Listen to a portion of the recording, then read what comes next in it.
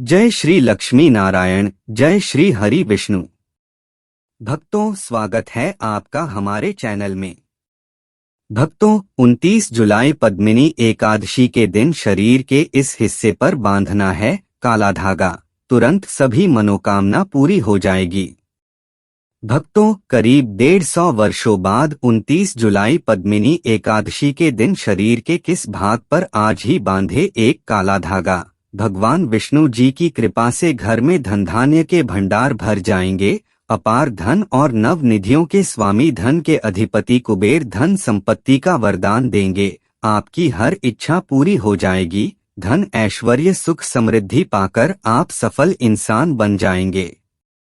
भक्तों, इस बार यह एकादशी सभी के लिए काफी खास होने जा रही है, क्योंकि 150 वर्षों बाद इस एकादशी के दिन बहुत ही शुभ और दुर्लभ संयोग बन रहे हैं। भक्तों, पद्मिनी एकादशी पर भगवान विष्णु की पूजा का विशेष महत्व होता है, और अगर आप इस एकादशी के दिन जितना जल्दी हो सके इस शुभ समय की समाप्ति से पहले शरीर में इस जगह आज ही बांधे एक काला धागा बन जाओगे मालामाल। पद्मिनी एकादशी में काला धागा बांधने से आपका भाग्य उदय हो जाएगा। आज हम आपको बताएंगे शरीर के किस अंग पर बांधे काला धागा और क्यों बांधे। लेकिन भक्तों, अगर आप भी अपने जीवन में श्री भगवान विष्णु जी की कृपा पाना चाहते हैं तो कमेंट में जय श्री हरि विष्णु और जय मां लक्ष्मी लिखना ना भूले। साथ ही वीडियो को भी लाइक कर दे और चैनल को सब्सक्राइब करना ना भूले। तो आइए अब चलते हैं उपाय की ओर। भक्तों, आपने कई बॉलीवुड की अभिनेत्रियों को शरीर पर काला धागा बांधे हुए देखा होगा। कई बड़े उद्योगपतियों को काला धागा शरीर के विशेष हिस्से में, यहाँ तक कि अगर आप ध्यान से देखें तो हमारे प्रधानमंत्री जी के हाथों में भी आपको काला धागा बांधा हुआ दिख जाएगा। तो कहीं यह सक्सेस का महामंत्र तो नहीं है? क्या यह उनकी सफलता के पीछे का राज है? आखिर लोग काले धागे क्यों पहनते हैं? शायद आपने इस बारे में कभी सोचा नहीं होगा। वैसे अगर देखा जाए तो काला रंग नकारात्मक ऊर्जा को उत्पन्न करता है और इसीलिए किसी भी पूजा पाठ शुभ कार्य में काले रंग के कपड़े नहीं पहने जाते। परंतु भक्तों, काले वस्त्र धारण और काला धागा शरीर पर बांधना दोनों में फर्क है। आपने अक्सर देखा होगा छोटे बच्चों को नजर ना लग जाए इसलिए काला टीका लगाया जाता है। तो वास्तव में काला रंग हर तरह से शोक नहीं है। सृष्टि में काले रंग का उज्ज्वल सच यही है कि उसे ईश्वर ने भी श्रेष्ठ माना है। रंग की महत्वता को तो स्वयं शक्ति की देवी मां काली बताती है। आपने भगवान विष्णु जी के अनेक मूर्तियां मंदिरों में देखी होगी। वास्तु जैसे के प्रभावशाली ग्राम काले पत्थर के रूप में विष्णु भगवान को माना गया है। किसी अन्य धातु और पत्थरों से बनी मूर्ति का नहीं है। काले रंग की गाय को कपिला गाय कहा जाता है, जिसे बहुत ही शुभ फलदायी माना जाता है। काली गाय के पैरों के नीचे की मिट्टी को अगर माथे पर लगाया जाए तो पापों से मुक्ति मिलती है। काले रंग के कुत्ते का ज्योतिष में बड़ा महत्व बताया गया है। इसे भगवान भैरव का वाहन और क्रूर ग्रहों के प्रभाव को दूर करने के लिए बताया गया है। तो भक्तों, काले रंग का धागा अगर आप अपने शरीर पर धारण करते हैं तो इसकी सबसे विशेषता तो यह किसी तरह की ऊर्जा को आपके शरीर से बाहर निकालने नहीं देता। तो भक्तों, आज की वीडियो में हम एक ऐसा असरदार उपाय बताने वाले हैं जिससे आपका जीवन सकारात्मक तरीके से पूरा बदल जाएगा। आपको हर कार्य में सफलता मिलने लगेगी। इतनी खुशियां आपके जीवन में आएंगी जिसकी आपने कल्पना भी नहीं की होगी। मुख्यतः नकारात्मकता जो आपके हर काम में बाधा लाती है, घर में अशुभता लाती है, और इससे खत्म हो जाएगी। नकारात्मकता आपके जीवन में रोड़ा बनकर खड़ी होती है। आप चाहे कितनी मेहनत मशक्कत कर लो, अपेक्षा अनुसार आपको उसका फल नहीं मिलता। परिणाम धन की कमी हो जाती है, आर्थिक समस्याएं सताने लगती हैं, चिंताएं बढ़ने लगती है, चिंता साथ में कलेश लेकर आती है और फिर परिवार में अशांति छा जाती है।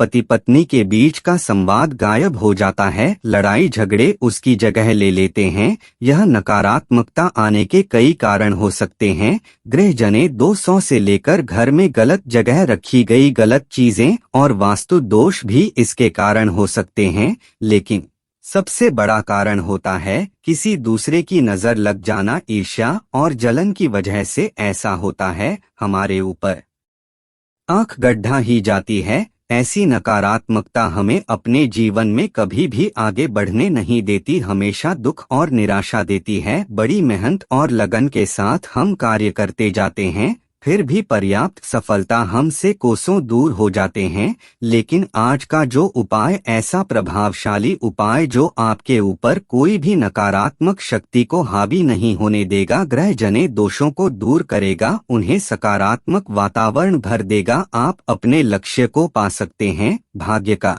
लेखा जोखा प्रत्यक्ष में ला सकते हैं। यह उपाय करने के लिए आपको चाहिए होगा रेशमिया या सूती काला धागा। थोड़ा हटके उपाय है यह भक्तों।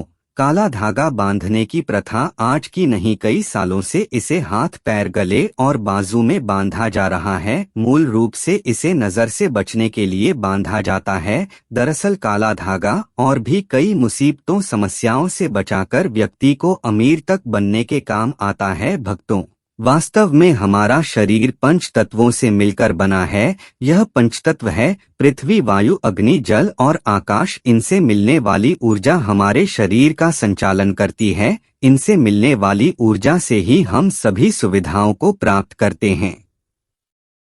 जब किसी इंसान की बुरी नजर हमें लगती है, तब इन पंच तत्वों से मिलने वाली संबंधित सकारात्मक ऊर्जा हम तक नहीं पहुंच पाती, इसलिए शरीर पर काला धागा बांधा जाता है। काला रंग नजर लगाने वालों की एकाग्रता से मिलने वाली सकारात्मक ऊर्जा हम तक, यानी कि जो नकारात्मक ऊर्जा है वह हम तक नहीं पहुंच पाती और उसके नकारात्मकता को भंग कर देता है। इसलिए शरीर पर काला धागा बांधा जाता है। काला रंग नजर लगाने वाली की एकाग्रता को भंग कर देता है। इसके कारण नकारात्मक ऊर्जा आपको प्रभावित नहीं कर पाती। इसको अलग अलग तरीके से उपयोग ले सकते हैं और उसी के अनुसार आपको उतना ही लंबा धागा लेना है। यह काला धागा नकारात्मकता को अवशोषित कर लेता है। काला रंग बुराइयों को अवशोषित कर लेता है, सोख लेता है। अक्सर बड़े बुजुर्ग भी बच्चों को नजर उतारने जैसी चीजों में काला धागा पहनाया करते थे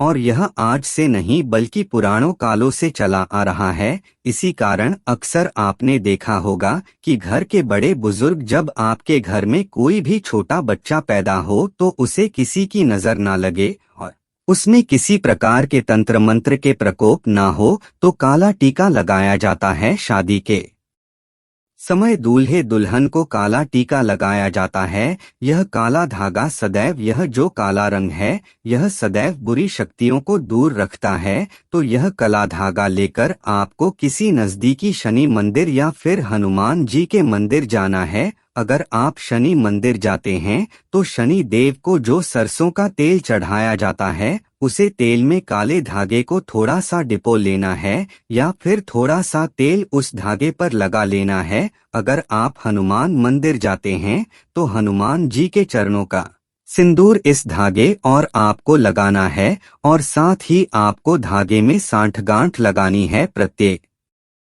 गांठ लगाते समय एक समस्या के निराकरण की विनती आपको भगवान से करनी है। तो आपके जीवन की जो बड़ी समस्याएं हैं, सांठगांठ लगाते वक्त आपको भगवान को बतानी है। आपको धन संबंधी समस्याएं में जो कार्य में अड़चन आती है, किसी भी प्रकार की अड़चन है, संतान से जुड़ी कोई परेशानी है, कर्ज बढ़ता जा रहा है, पारिवारिक जीवन में क्लेश कला हो, हर एक समस्या को एक गांठ लगाते समय आप बोल दे इस तरह से आप 7 समस्याओं हेतु 7 गांठ बांध है। फिर भगवान के चरणों में एक दीपक जलाकर ओम शन शनिश्चराय नमः इस मंत्र का जाप करें 21 बार। और अगर हनुमान जी के मंदिर जाते हैं तो एक बार हनुमान जी चालीसा का पाठ जरूर करें। उसके बाद जिस धागे में आपने घाटे लगाई है उस धागे को दीप के ऊपर 7 बार आप घुमा ले और फिर घूम आते ओम शन शनैश्चराय नमः और ओम हंग हनुमते नमः इस मंत्र को 7 बार जाप करना है। फिर आपको किसी को कुछ बताना नहीं है, चुपचाप अपने घर आपको चले आना है और इसे एक रात के लिए इस धागे को अपने घर के मंदिर पूजा स्थान पर रख दें। अब इस धागे को अपने जिस भी किसी व्यक्ति के लिए आप उपाय करना चाहते हैं उस व्यक्ति के बाजू में आप यानी कि बांध दें, उसके बाजू में बांधे या फिर आप जैसे कोई बीमार पड़ा है तो उसके गले में बांधे तो निश्चित ही आपको लाभ होगा और इतना धन आएगा कि आपने सोचा भी नहीं होगा। भक्तों, सावन के पवित्र महीने में आप एक काला धागा आप भगवान विष्णु लिंग के ऊपर जाकर रख दे। भगवान विष्णु जी के भगवान विष्णु लिंग पर आप रख दें और फिर एक लोटा जल चढ़ा दें और काले धागे को जल्द से भिगो दें। इसके बाद काले धागे को लेकर आए और आप अपनी तिजोरी में बांधे, अपने धन के स्थान पर बांधे। आप देखेंगे कि सारी समस्या आपकी खत्म हो जाएगी, किसी प्रकार की मनोकामना जरूर पूरी होगी। भक्तों, एक और उपाय, आप एक काला धागा लेकर जाएं शनि मंदिर या फिर आप जाएं हनुमान मंदिर लेकर जाएं और आप शनि मंदिर जाएं तो सरसों का तेल लगा ले, हनुमान मंदिर जाते हैं तो सिंदूर लगा ले और फिर आप अपनी मनोकामना बोलते हुए शनि मंदिर गए हैं तो शनि मंदिर के आप गेट पर ही बांध दें अपनी मनोकामना बोलते हुए और हनुमान जी के मंदिर गए तो हनुमान जी के मंदिर में बांधे। आप देखेंगे आपके सभी कार्य पूरे हो जाएंगे, आपको दिन दुगनी रात चौगुनी तरक्की मिलेगी, हर मनोकामना पूरी हो जाएगी, आपके जीवन के हर कष्ट दूर हो जाएंगे। भक्तों, इसके साथ ही इस एकादशी पर कई राशियों पर प्रभाव पर रहने वाला है, तो आइए जानते हैं वह क्या है। मेष राशि वालों के लिए पद्मिनी एकादशी आनंददायक रहने वाली है। आपका मान सम्मान बढ़ेगा और जो लोग बैंकिंग क्षेत्र में काम कर रहे हैं उनकी पदोन्नति हो सकती है और वे बचत योजनाओं में भी अच्छा पैसा लगाएंगे। खान पान पर पूरा ध्यान दें। आपके घर पर किसी मेहमान का आगमन हो सकता है और परिवार में किसी सदस्य के सेवानिवृत्त होने के कारण परिवार में उनके लिए किसी पार्टी का आयोजन किया जा सकता है। वृषभ राशि के जातकों के लिए पद्मिनी एकादशी एक के बाद एक खुशखबरी लेकर आने वाली है। आप अपने परिवार के किसी सदस्य के स्वास्थ्य को लेकर चिंतित हो सकते हैं, लेकिन आपको बच्चों के कैरियर पर ध्यान केंद्रित रखना चाहिए, अन्यथा समस्या होगी और आपका कोई पुराना काम लंबे समय से रुका हुआ हो सकता है। मिथुन राशि वालों को पद्मिनी एकादशी के दिन अपनी आय और ये में संतुलन बनाए रखना होगा, अन्यथा बाद में परेशानी होगी। विदेश में रहने वाले रिश्तेदारों से फोन कॉल के जरिए आपको खुशखबरी सुनने को मिल सकती है।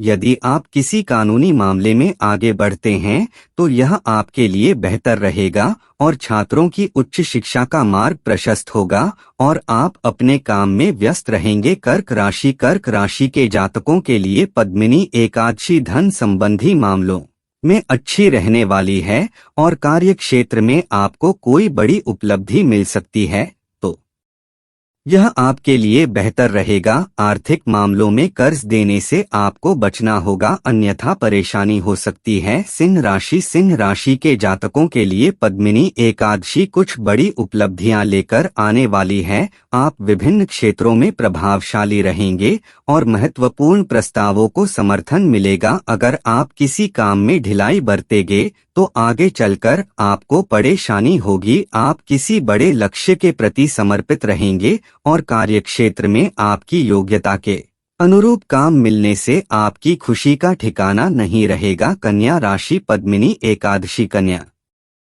राशि वालों के लिए धार्मिक कार्यक्रमों में शामिल होकर शुभ कार्य करने का रहेगा। आप विभिन्न कार्यों में तेजी दिखाएंगे और नया वाहन भी खरीद सकते हैं। आज आपको सबके साथ जोड़ने में सफलता मिलेगी। परिवार के किसी सदस्य से आपको कोई अच्छी जानकारी मिल सकती है। यदि दाम्पत्य जीवन में लंबे समय से कोई बाधा चली आ रही थी तो वह भी आज दूर हो जाएगी। तुला राशि पद्मिनी एकादशी के दिन तुला राशि के जातकों को स्वास्थ्य के प्रति सचेत रहना होगा।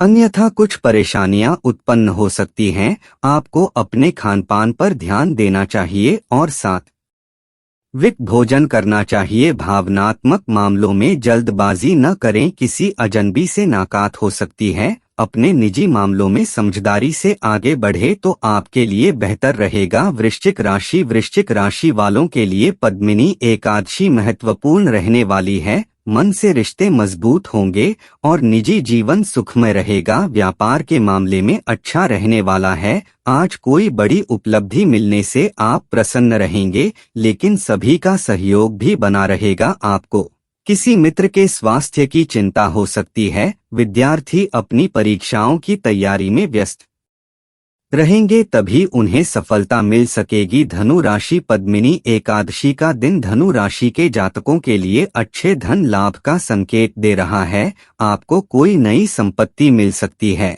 और आपको अपनी दिनचर्या बनाए रखनी चाहिए। अगर आप घर परिवार की जिम्मेदारियों से पीछे हटेंगे तो आपको नुकसान हो सकता है। आपके कुछ प्रतिस्पर्धी आप पर हावी होने की कोशिश करेंगे, जिसे आपको नजरअंदाज करना होगा। मकर राशि के जातकों के लिए पद्मिनी एकादशी शुभ रहने वाली है। आपको छोटे मोटे मुनाफे के अवसरों को पहचानना होगा और उन पर अमल करना होगा, और आप भक्तों के साथ कुछ मनोरंजन कार्यक्रमों में भाग ले सकते हैं। अगर आप अपनी ऊर्जा सही काम में लगाएंगे तो आपके लिए बेहतर होगा और आपके कुछ बड़े लक्ष्य पूरे हो सकते हैं। आपको एक के बाद एक अच्छी खबरें सुनने को मिलती रहेंगी। कुंभ राशि वाले लोगों के लिए पद्मिनी एकादशी सुख सुविधाओं में वृद्धि लेकर आने वाली है और आप कार्य क्षेत्र में अच्छा प्रदर्शन करेंगे और कोई भी काम समय पर पूरा करेंगे। बिजनेस के कामकाज को लेकर अगर आप किसी परेशानी का सामना कर रहे हैं तो बेहतर होगा कि आप किसी अनुभव व्यक्ति से बात करें और कोई भी महत्वपूर्ण जानकारी लिखना होने दें, अन्यथा कोई इसका फायदा उठा सकता है। मीन राशि के लोगों के लिए पद्मिनी एकादशी का दिन सामाजिक क्षेत्रों में काम करने वाले लोगों के लिए अच्छा रहने वाला है। निजी मामलों में आप सोच समझकर आगे बढ़े, आपकी हिम्मत बढ़ सकती है। आत्मविश्वास को बढ़ावा मिलेगा। दूर रहने वाले किसी रिश्तेदार से आपको कोई अच्छी सूचना सुनने को मिल सकती है। तो भक्तों, अगर आपको यह खास जानकारी पसंद आई हो तो इस वीडियो को आप लाइक करके इसे अपने भक्तों को शेयर अवश्य करिएगा। कमेंट में जरूर लिखें जय श्री हरि, जय मां लक्ष्मी। आप सभी का धन्यवाद।